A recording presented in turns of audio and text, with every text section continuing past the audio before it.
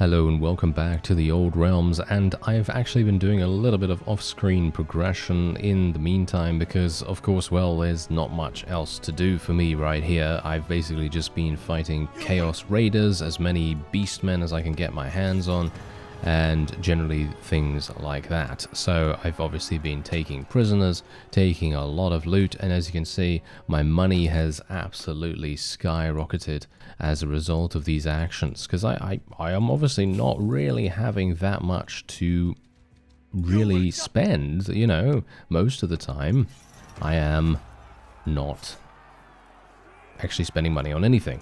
The only thing that I'm spending money on is indeed scrolls. So scrolls are of course going to be a pretty big deal. I have not actually started reading any of these because I wanted to actually show you the progression of each of these scrolls. And so what we're going to do is I'm literally just going to read this. This is going to give me 5,000 engineering skill, which I think could be pretty useful for us. And so we're just going to read that. Obviously I can't read it right now while I'm moving, so we're going to have to go over to Averheim first of all, but of course I do need to anyway because we have a significant amount of prisoners which I can sell for more points in roguery, which is fantastic. I've also been doing a little bit of mount gaining as well, so basically whenever I can and whenever I feel like, yeah, I can probably gain some speed from this, I am actually spending money on some horses. I actually gained 0.3 speed from increased horses, horse numbers, and so on and so forth. So that's actually pretty cool. I like that quite a bit. And otherwise, apart from that, we should probably just wait here for some time and see how much engineering skill. Oh wow, I literally just gained 25 in literally no time at all. I hope I'm actually going to get to 50. Am I going to get to 50? Maybe I'll get to 50. That would be absolutely amazing. If I don't, then that's fine, I guess. Yeah, we didn't get to 50, unfortunately, but that is not really a big deal. All right, that is great. And then we have this one here, which is a one-handed book. And that is going to give me some one-handed specialization, because I was actually hoping that I'd be able to get to around 90 or so with this. Don't think I'm going to make that. I think I'll probably make it to 80. Yeah, at least. There we go, 80 at least. That's not too bad. And yeah, as you can see, I actually purchased a whole bunch of these. Wait, we actually did already read this one. Okay, that's absolutely fine. Wait a minute. Did I sell the others? Or did I only buy these? I think I must have only bought these. Okay, that's actually really interesting. I thought I purchased more. Okay, that's really weird. Maybe I sold them by mistake. I don't know. Oh well, never mind. It's fine, because we can always go back and get those at a later time. Anyway, so as I say, I've been doing quite a lot off screen, and what we're actually going to be doing in this episode is I'm probably going to attempt some kind of aggressive action against a neighboring faction to the vampires, because if I end up doing that, obviously we're going to be at war, and I'm actually going to finally get the opportunity to go into a battle against some vassals, because as you can see here, we are very close. There's only 70 or so renown left for us to go and you know, get some. Yeah, as you can see, the portal is not actually working anymore, but it still spawns Chaos Raiders, by the way. So even if you can't go into the Chaos Portal and spawn 250 troops, the Chaos Raiders still come out of it. As you can see right there, we've got another 89 that we can fight. And I'm just auto-resolving against those every single time. Also, as you can see, I actually have a new vampire companion as well, because of course I do. I need to try and get as many companions as possible, because in the end, it's probably going to be a really good idea for us to try, maybe if we can, if we have a massive battle or something like that, and we have a significant amount of troops that we have either resurrected due to our necromancy, or that we have rescued, because you never know, maybe sometimes we're going to get that, you know, we might get lucky, right? We might get lucky. Then it would be an advantageous thing to have a couple of extra people that we can make parties out of, because this guy can field 173, which is actually pretty good. So, you know, if we can actually do something similar to that in the future with another member of our clan, then I think that's going to be extremely effective. So yeah, anyway, we're just going to go back to Averheim here, and we are indeed going to ransom our prisoners. We've got actually some pretty decent skill ups here. We're getting some nice skill gains across the board, surprisingly enough. And as you can see, I can literally just continue to come back here over and over again, get 29,000 gold, every single time. This is basically what I've been doing, and that's exactly the reason why you see my money be quite, yeah, it's pretty good. I wouldn't say it's amazing, but I would say that it is pretty good, and I highly doubt we're actually going to be needing cash for, well, maybe for the rest of the playthrough. I don't know. It very much depends. There's a number of things that we could potentially spend money on. For example, additional spells. Oh yeah, speaking of additional spells, I did actually have the 2 companions that I have in my party at the moment learn new spells. Both of them now know Soul Rain, so they can now cast that. I'm not entirely sure if it was a good idea for me to actually get it, because if you think about how easily our own forces die from spells, and then giving the AI the ability to use those same spells, it might not be the best idea. But I kind of wanted them to level up their spellcraft, and the only way that they can level up their spellcraft is by, well, you guessed it, doing damage with spells. So that's exactly the reason why I'm kind of deciding to do that. It might be a really, really big mistake, and it might actually come back to bite us, but I'm kind of thinking, you know what, it's probably worth the risk. I think it's worth the risk at least. So that's what we're going to try to do here.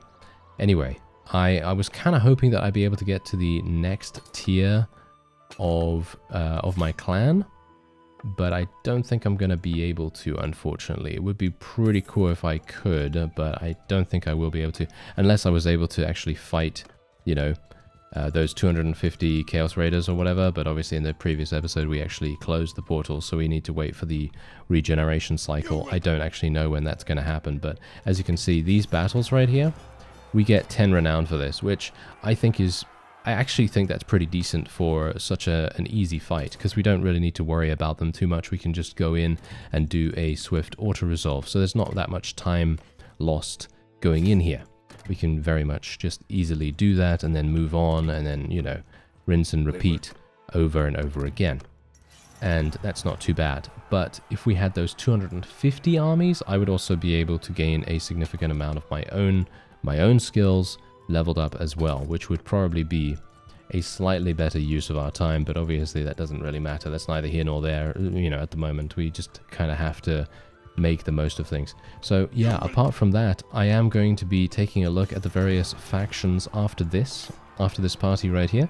We're going to take a look at the various factions in and around this area and in and around the Vampire Count's territories, and we're going to see just who we might be able to attack, because we kind of want to attack someone that doesn't have too many fiefs and is not that strong, because we kind of want to just, you know, we just want to stomp them into the ground as fast as we possibly can. And I would love to be able to try out my spells in a combat situation. That would be super fun.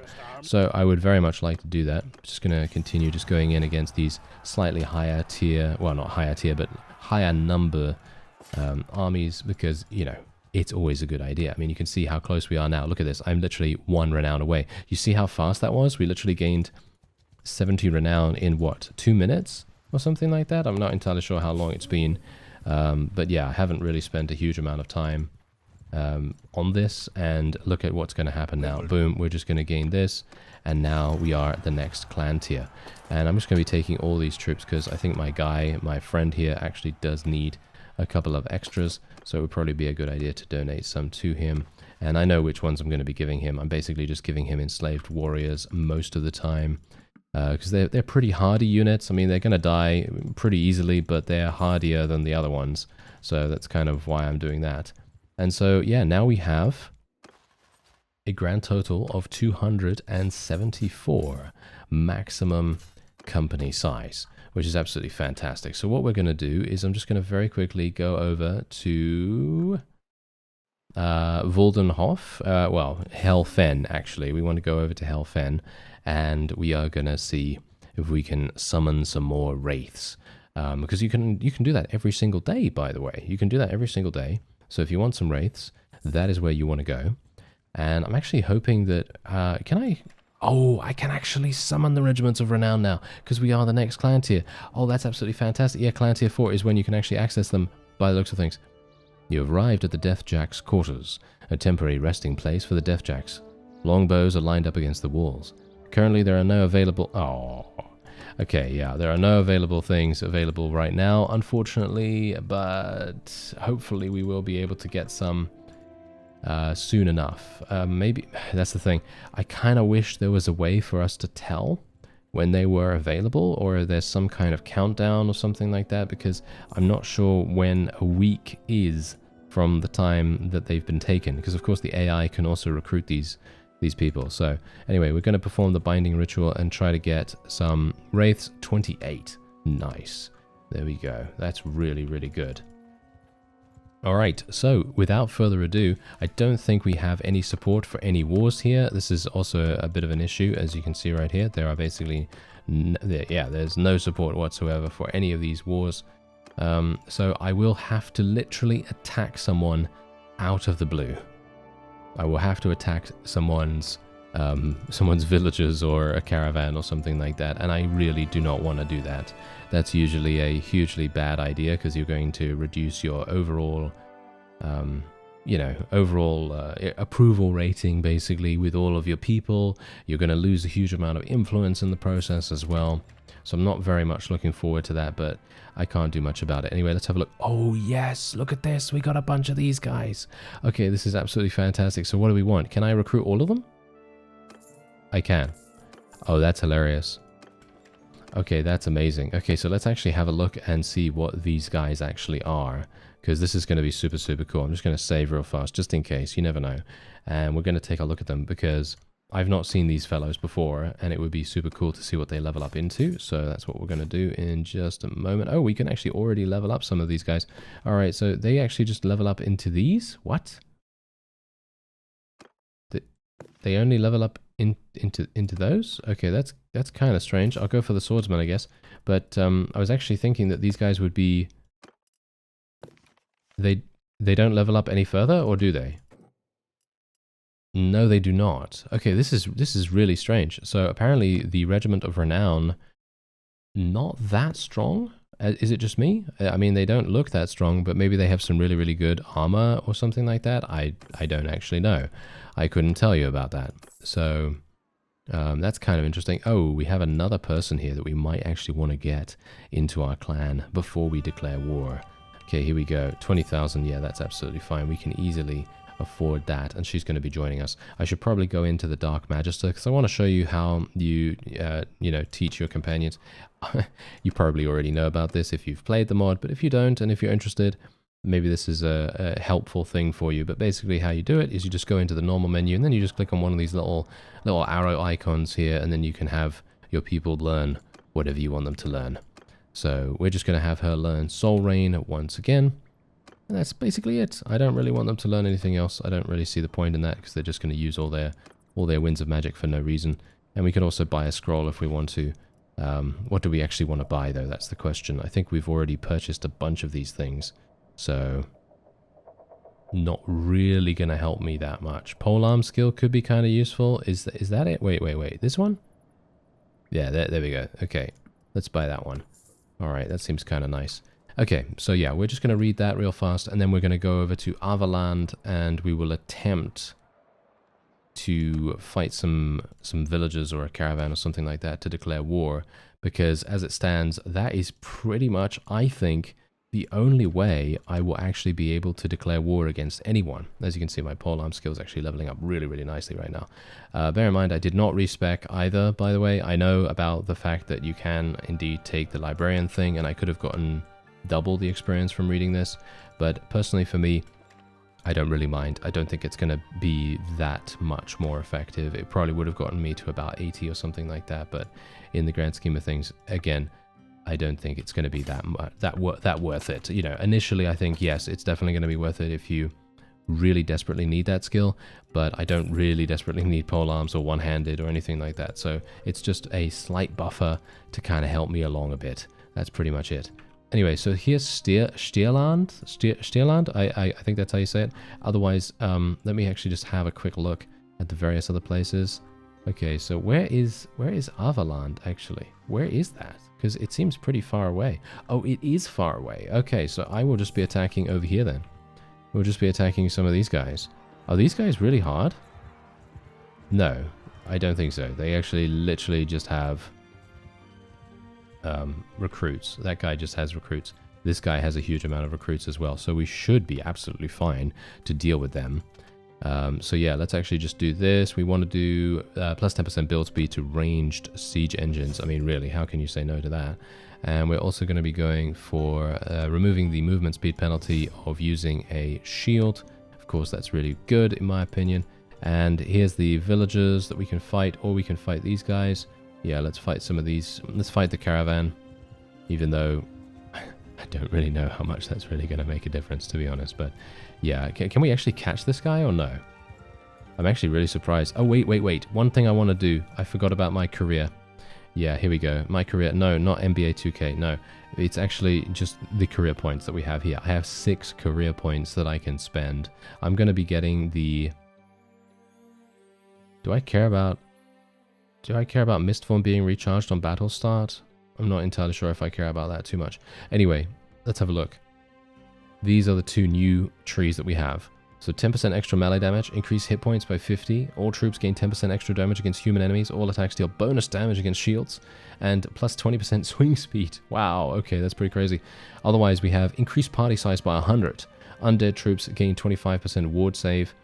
20% higher chance for raised dead after battle. Tier 4 undead troops can get wounded with a 20% lower chance. All buffs are propagated while remaining in mist form. Okay, that's actually insane. I will be taking 4 points in this, and then I will be taking 2 points in this to get the hit points, the hit point buffs. There we go, like that. There we are, absolutely perfect. Okay, that is exactly what we wanted. Okay, so now hopefully can we actually get into a battle here, guys? Can you actually, you know, catch up to these fellows? Okay, apparently this caravan is way too fast for me, and now we have literally just gone all the way so far over that it's actually not very good for us, to be honest. Okay, so let's just actually recruit some people along the way here. Oh, what? It didn't increase my party size? Why didn't it increase my party size? I kind of thought that it would actually do that. The career is supposed to do that, isn't it? Increase party size by 100. It should increase it to 374, I believe. Maybe it hasn't... Yeah, there we go. Okay, so now it's actually... now it's recognized that I actually spent the point. Okay, that's good to know. All right, so that's absolutely fine. So that means that I will now be able to recruit even more people, and I should probably go over here to get some noble troops, because noble troops are inherently going to be slightly better. Yes, greatly better, in fact. And we should probably just do that anyway, because we're about to declare war, basically solo, and I'm very worried, actually. I am very, very worried about this. I'm not sure if I'm even going to be able to really do anything here, or whether I'm going to have huge amounts of trouble on my hands. You know, I might not even be able to hold my own, as it were, in an actual battle. Can you imagine? In an actual battle against a vassal, I might not be able to achieve victory. Because, let's face it, you've got to remember, enemy vassals are not like brigands. They are not like, you know, regular Chaos Raiders or anything like that. They will have spells. And we are vampires, and if we're going up against the Empire, they probably have warrior priests and other things like that. So it's highly likely that they may indeed have extra damage against us and so on and so forth. So that's actually going to be super harsh for us too. Going to go for Paid in Promise here, because that allows us to donate armor for increased experience if we want to do that. And we have some villagers here. I am not actually able to interact with these guys and tell them that I want to attack them, as you can see. Oh, no, we can't actually do that, as you can see right there. So yeah, that's a Bannerlord thing. I'm not sure why that's always a thing right now, but anyway, here we go. Here's a caravan. We can actually catch up to this one, and we're just going to attack them. Just going to do a nice little auto-resolve right here. Get them dead, recruit all these people. Not going to take the prisoners, because it's just... That's not my goal right now. I don't care about the prisoners right now. All I care about is making sure that we move around as fast as possible, and now we have declared war against them. They only have 600 defenders in here. We should be completely fine to actually achieve victory there. Let's just have a quick look at my speed. We do not have a herd problem. Okay, we don't have a herd problem, but I need many more horses. That is a thing that is actually a bit of a problem here. Okay, so here we go. We're going to fight this guy. Hello there, sir. Oh, what is up with his combat strength? Is it just because I have so many people in my army? Is that the reason? I'm not entirely sure. Or it could just be because he has an entire army made up of recruits. Because if it's that, then, well, then it's going to be fine. You know, then we're going to be absolutely fine and we shouldn't have any problems whatsoever. But that's the point. We just have to be very careful because undead units are extremely weak. They are very easily capable of just being completely eliminated. They will just completely die, you know, they will just completely die randomly. And we need to be very careful of those. Obviously, wraiths, they are a little bit different. They do have resistances and so on and so forth, but I'm talking about the regular undead, so the skeletons and so on and so forth. They will literally just fall over. So anyway, let me see if I can do a nice little couch lance here against some of these guys. Oh, okay, you actually hit me with your gun. I am not a big fan of that. I am not a big fan of that at all, sir. I would like to murder this guy really badly right now. Yeah, couch lance damage, couch lance. Never mind. Okay, fine. Wind of Death is what you will get now, sir. Okay, if I don't die immediately. Okay, we're just going to kill a huge amount of them, as you can quite clearly... What? How many did we actually kill right there? That was insanity. Okay, I have no idea. We killed 83, actually. We killed 83 of them. Alright, that's absolutely perfect. But here's the thing. You've got to bear in mind, if you think this is OP, right? If you think this is overpowered, just think about this for a real quick second. How would it be if I used a spell and it didn't kill anyone? What would be the point? You know what I mean? What would be the point in me actually, you know, taking spellcraft then? It would basically be, well, almost useless then. You know what I mean? Like, for example, when you first begin, you're obviously utilizing... We got 13 points in polearm just for killing that one guy. That's actually hilarious. But yeah, anyway, let's just say that at the beginning, you know, I'm using Magic Bolt, right? I'm using Magic Bolt, and I'm doing about 40 to 50 damage every single time I use Magic Bolt. I don't have magic increasing amplification gear or anything like that at that point. Maybe a couple of it, depending on the character that you play or start as. But generally, I don't have anything like that. So then just consider the fact that what if that were to be the case the entire time that you're playing the mod, and that you weren't able to do things like this? For me personally, I think that would be a huge waste, because I absolutely love this. I think this is a super fun mechanic. And the fact that the player is a vampire who is really strong is kind of fitting, in my opinion. Doesn't that fit the theme? I think that kind of fits the theme, right? Because, I mean, in most media, I'm talking about, you know, movies, books, games, TV shows, whatever, vampires are usually depicted as being relatively powerful. Not all powerful, but relatively powerful with some weaknesses. And while I am indeed a vampire that has immunity to sunlight and so on and so forth, just because we've, you know, leveled up our career points and things like that, that doesn't really give me much apart from being able to move a little bit faster on the world map.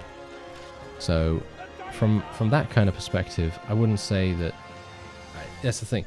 You're supposed to be powerful, aren't you? You're supposed to be somewhat powerful. And also, just bear this in mind, this is the reason why spells are able to only inflict casualties, as in knocking unconscious. They can only be knocked unconscious.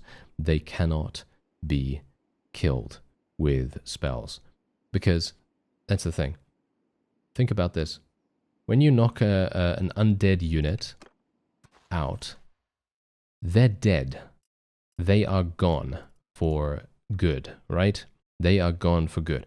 Whereas if you knock a human opponent unconscious, they will literally just be unconscious and then they'll get up. And that is a thing that you've got to realize here. That's the reason why undead, when you reduce them to 0 HP, they will always die.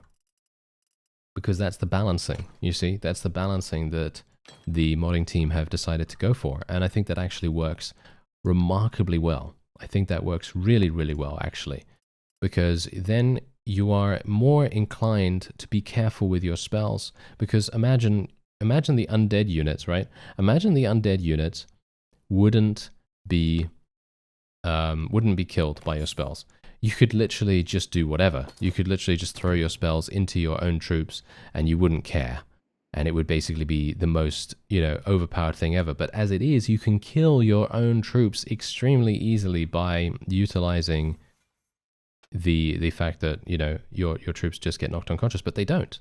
And that's exactly why I say that that's an extremely clever balancing aspect that they have gone for there. And that's something to realize. And that's the reason why I say, you know what? I think spells are actually pretty balanced. Yes, you're able to eliminate huge amounts of troops, but that is very much intended. And sure, I think maybe the regeneration of the Winds of Magic could be toned down a little bit, because obviously with my Mist form, I can regenerate it rather easily. But I think that's probably the only thing that I would say is quite strong. I don't think the damage needs to be reduced in any way. I think the only thing that maybe needs to be reduced is, and this is just a suggestion from my own personal opinion here, this is not obviously something that you may agree with, maybe you disagree, maybe you agree, it doesn't really matter, but all I'm saying is you have your own opinion and that's great. And by all means, let me know what you think, because for me personally, I think the spell's damage is balanced, but I think the way that we can regenerate our Winds of Magic when we are in a battle so easily and effortlessly, I think that might be the one thing that is actually causing the spells to be quite strong, as you are able to enter Mist form and regenerate your mana just basically up to full. You can get it right up to full again. You can get up to 90 Winds of Magic once again, and then you're not going to have any issues whatsoever casting even more Winds of Death. And I mean, you can see here, I mean, look at what I'm able to do right now. I can literally just fire this off. My Mist form is already charged. I mean, obviously, you know, we do this amount of damage, I would expect it to be charged. And then what I can do is I can literally use Screaming Skull if I want to use that as well. I can literally use Screaming Skull right here. Let's do that. Let's see how it works. There we go. It actually follows the environment. That is so cool. I would have expected it to actually fly off, you know, but that's really, really nice. I love the fact that they've actually taken that into account and actually follows the ground and the way that the environment dips. Because if you did it the other way and the Screaming Skull just flies off into the sky and does 0 damage, that would be very frustrating. So it's nice to see that they've actually taken that into account as well. Anyway, you can see here I'm at 24 Winds of Magic and I'm now going to use Mist form. Let's see how long it actually lasts and how much it gives me, because I was at 24, right? Yeah, I was at 24. So let's actually have a look and see what I am able to gain. I mean, look at my Mist form. It's lasting for an extremely long period of time. And there you go. We are back up at 92. So that's full. We're basically back up to full Winds of Magic. This is the only thing, in my opinion, that I would say is very strong about spellcasting in the game. Because originally, when we didn't have Mist form and the ability to regenerate so dramatically, you had to be super careful with your spells and you could only use a limited amount of them. As it stands right now, you can regenerate your Winds of Magic super fast, and then you can use your spells again, and then you can get Mist form back, and then you can use your spells again, and so on and so on and so on. So that is indeed a pretty strong aspect of what's going on here. And you can see here, look at this, look at what I can do right now. I can literally just do this, and then I can go into Mist form and regenerate my health as well. Now here's the funny thing about this. Personally, for me, I love the concept of Mist form. I think this is an absolutely fantastic ability for a vampire to have.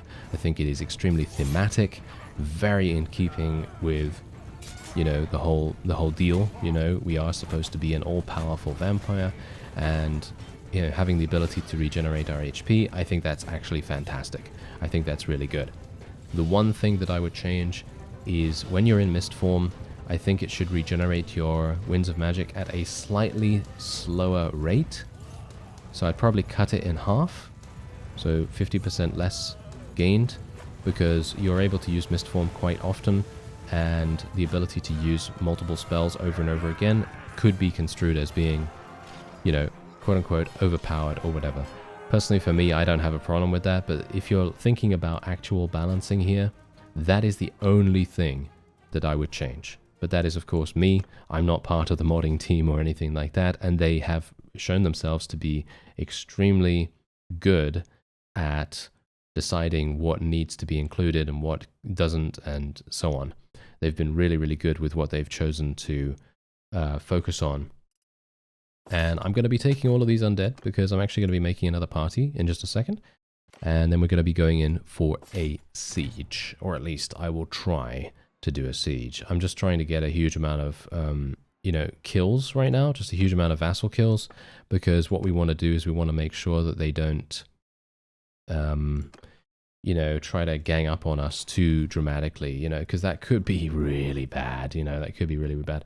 Okay, so let's have a look here. Yeah, we'll just give her enslaved warriors. We'll just give her skeletons. Roaming undead are so terrible, but I guess she's going to lose those quite easily, I guess. So it's not going to be too bad. And there we go. All right, so she has 170 out of 198. That's pretty cool. And let's just manage my army real fast, and we'll get her straight away. There we go. All right, perfect. So, yes, get in my army. Thank you.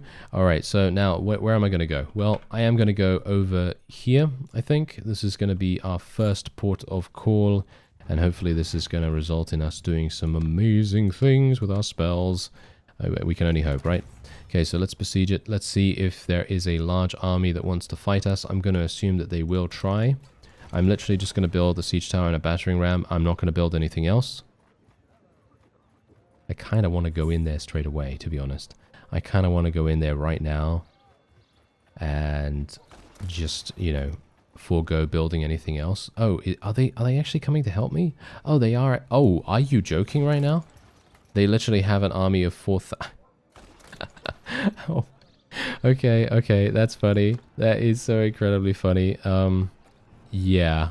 This is an army of over well, actually, exactly 6,900.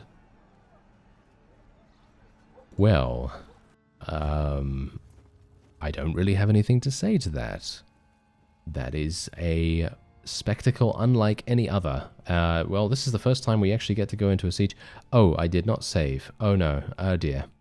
Okay, that might be a bit of a problem. I hope that it doesn't crash. Please, cross your fingers for me, because this is the first time we've gone into a siege. We've got an amazing army up and running. I've got another companion running a party. I really do not want to have a crash. Let's just hope that that doesn't happen. I don't think I can actually save in the siege itself. So let's just hope. Alright, so here we go. We're in the siege. Let's have a look-see here, and maybe we're going to be able to... Whoa, okay, this is actually really cool.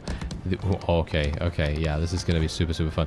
I can only hope that I'm going to be able to maybe do something here. Like, that's the thing. We've got to use a spell against the majority of the enemies, but I'm not sure. Where are the ladders? I don't know where the ladders are going to be. This is an incredible map, by the way. Very much loving this. Very in keeping with the Empire in general, from what I can tell, at least. And I think the ladders are actually over here. We're going to lose so many troops in this particular engagement. Yeah, these are the ladders over here. Okay, I'm just going to get out my shield. I'm just going to get out my shield because I might need it. There are no enemies on the battlements. I'm kind of a bit weirded out by that. Can I actually jump up here? No. Yeah, as you can quite clearly tell. I'm not able to jump over the walls with my vampire jump, which is to be expected, of course. But I might be able to do it if I get a little bit closer to the opponent, and maybe I can do it then. I'm a bit worried that I'm going to die from falling damage, so that's a bit of a worry, but hopefully not. I've got this amazing sword, by the way. This amazing sword is really, really good. So, no, don't die. Oh no, I'm going to die, aren't I? Oh no, run. I've got really good athletic skill. Let's jump. Okay, I'm going to use something. I'm going to have to use something. Winds of Death. Oh, are you joking?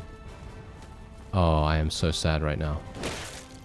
I literally thought to myself, you know what? I'm going to use Winds of Death. Then I'm going to go into Mist Form straight away and protect myself. And then a guy came in from behind and he literally just murdered me. Oh, well, never mind. Okay. I mean, we're going to win this basically very easily. I am so sad now. I really wanted to do massive damage. I mean, you can see here, look at how many people are behind the gate. Are there that many? No, there's actually not that many. Where are all the enemies? I'm actually not entirely sure. I have no idea where all the enemies are, but we are inevitably going to win this. As you can see, I mean, we've eliminated only 150 of them, which is kind of strange, but I guess inevitably we will be the victor. And before we achieve victory, I just wanted you to take a look at the environment that is created here. I can wholeheartedly assume that maybe you're going to be able to fight through the streets if you are able to clear out the main area. I don't know whether you can, but it looks amazing, gotta say that. I mean, literally, look at this. I can only imagine what it would be like to actually do a siege defense in the vampire towns. Obviously, you've got to bear in mind that I will probably be creating another series of the Old Realms after this one, where we will focus on a different faction. And what is actually going on here?